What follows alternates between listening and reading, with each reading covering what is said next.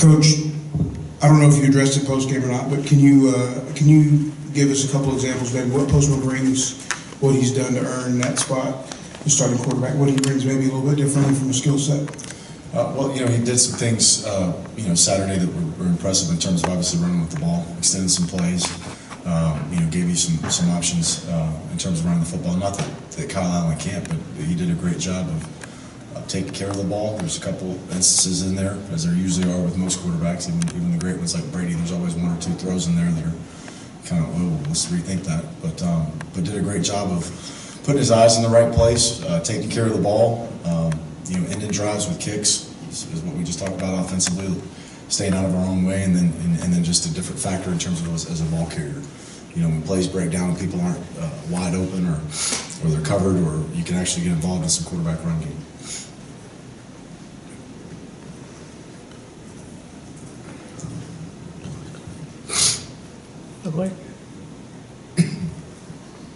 I know you said you're evaluating every position, but is this a job that you want Postma to keep based on his history with the team and how hard he works? And just, is this something that, like I said, do you want him to keep the job?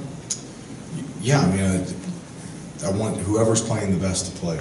And that's, it's nothing, there's nothing personal involved with it. I want production at every position, and I want it deep. This is a long season, and you're seeing already with some injuries that some guys have to step up. So regardless of what position it is, we want the best players to produce. We want our best players on the field, and those are the ones that produce.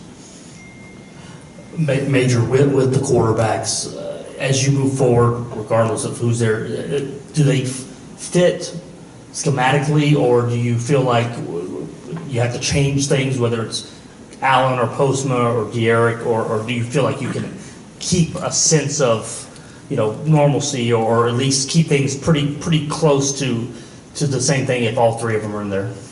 It's much more close in terms of in years past. If you watch us, it's such a diversion from whether it was Adam Schultz or whether it was Kyle Postma coming in for Greg Ward. That was more two different worlds.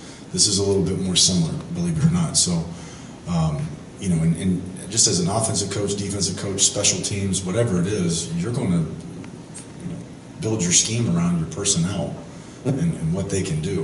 If this guy's not a good puller, then you're only going to pull to your left. If this guy doesn't have great speed, then he needs to run routes underneath. If this guy can't cover people very well, then he needs to have a safety over the top of him and help. So all positions are looked at that way, and just kind of how we try to scheme things as coaches. Major, is Postma the quarterback now going forward, or is it a week-to-week thing? It's week to week with every position.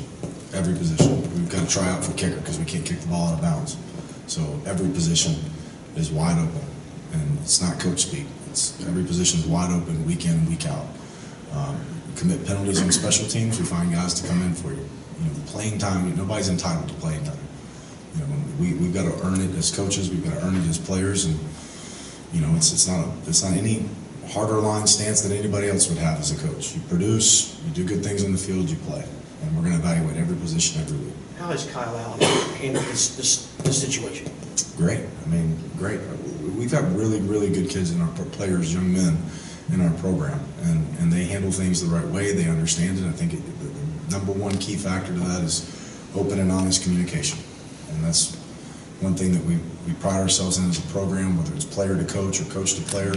You can always be upfront and honest and tell us exactly what it is, and we'll handle it. And I may not like it as a coach, you may not like it as a player, but we're always going to be on the same page and not have any miscommunication. Major, along those lines, what are the pros and cons? For instance, I think if I recall when we were in Arizona, Kyle Allen told us that he really was never told, it was just go out there for that game. And then Kyle Postma told us on Saturday that he found out over breakfast. Is there because of the importance of that position, to have the guy know ahead of time, to have your offense know, so that there's I don't want to say chemistry, but just so guys know who's essentially running the show, or does that not really factor in your mind when making a decision? Yeah, every quarterback was brought in on Tuesday. We talked to him on Tuesday and said the quarterback who takes care of the football the best, quarterback who has his eyes in the right place most of the time, and the quarterback who has control of his huddle and moves the football will start.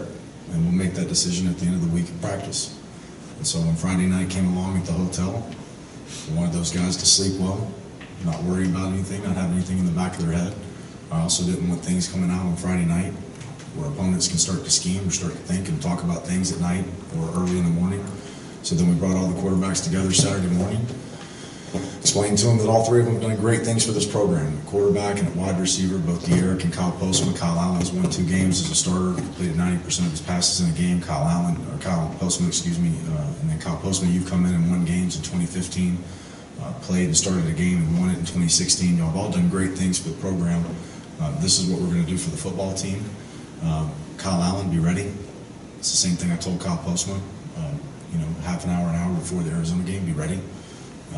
It's just like any other position. I understand it's quarterback. I get the attention that it gets, the media, the clicks, the likes, whatever. But it's like any other position. You've got to be ready to go, period.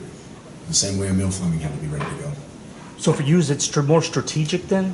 Is it more strategic that maybe you have an idea and you watch practice develop, but let's just not tip your hand?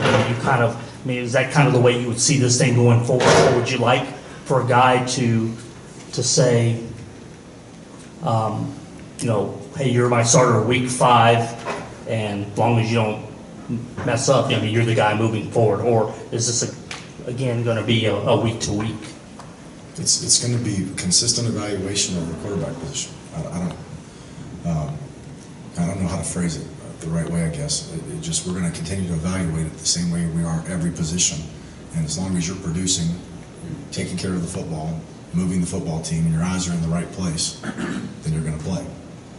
And then, that's just what we're going to do with the quarterback position. Same thing with your right guard. As long as you're continuing to keep your guy off the running back and the quarterback and not committing penalties, you're going to continue to play. So we're going to continue to evaluate that position week in and week out the same way we do every other one. Major, do you have an update on Ed Oliver? What I've been told right now is MCL sprain. A lot of that, there's degrees, 1, 2, 3, I don't know, so there's 4 or 5. But, he's got an MCL sprain. He had something very similar to this last year from what I understand. He wore a brace and was able to play. So it's just kind of day to day in terms of how he feels. Once he gets the brace on, he starts becoming more active with it. So we'll have to evaluate that throughout the week. So more kind of a game time decision. Would you see that? Yeah, right now because he was a little sore on it yesterday, and we're not out there in full pads on a Sunday. There was a little bit of a let's let it calm down. No practice today, so then today being our off day, we'll have to be able to see what he does when he gets out there Tuesday and Wednesday and Thursday and just evaluate it.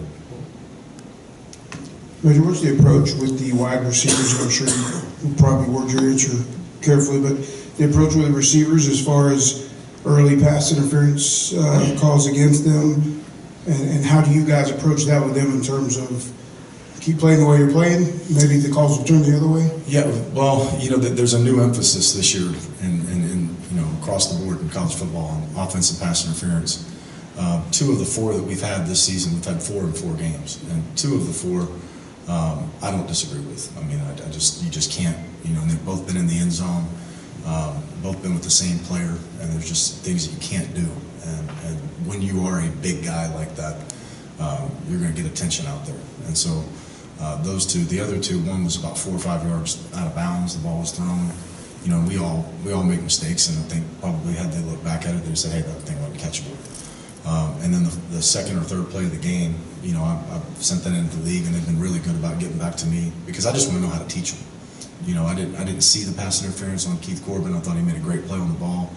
But I want to just be able to go back and talk to the wide receiver group and say, hey, listen, these 2 we absolutely deserve. This one, the guy probably missed it. The ball hit the punting net out of bounds. Now, this one, this is the one that they're saying still is a pass interference, even though we don't necessarily see it. This is how they're interpreting that rule, and this is how they're enforcing that rule. Major, I want to ask you about Emil Fleming, just kind of going back, looking at the film, what you saw from him and coming in when Ed left the game. Yeah, in general, they had a great plan for us in a certain front. They came out in the second half. I think they had 8 yards rushing at halftime and had 130 in the second half. So they did some great things to our front. Emil, There were some times where he made some great plays, but he was also just kind of getting his feet wet in terms of what to expect down in and down out.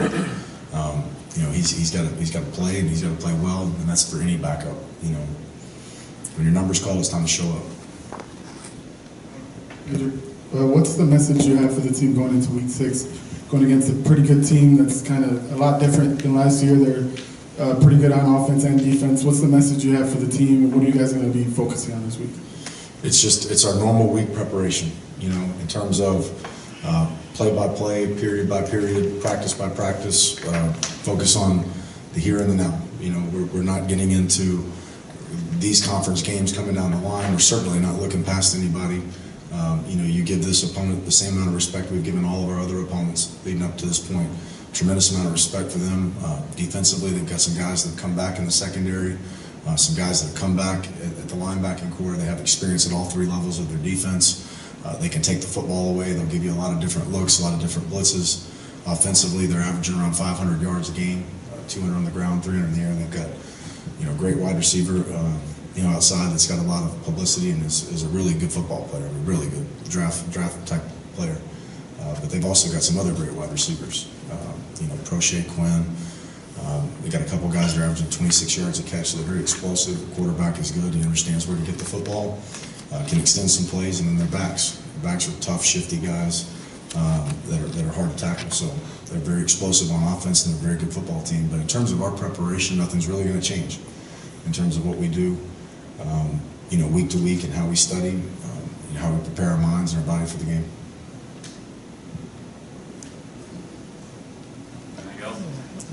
Thank you, guys. Have a good week.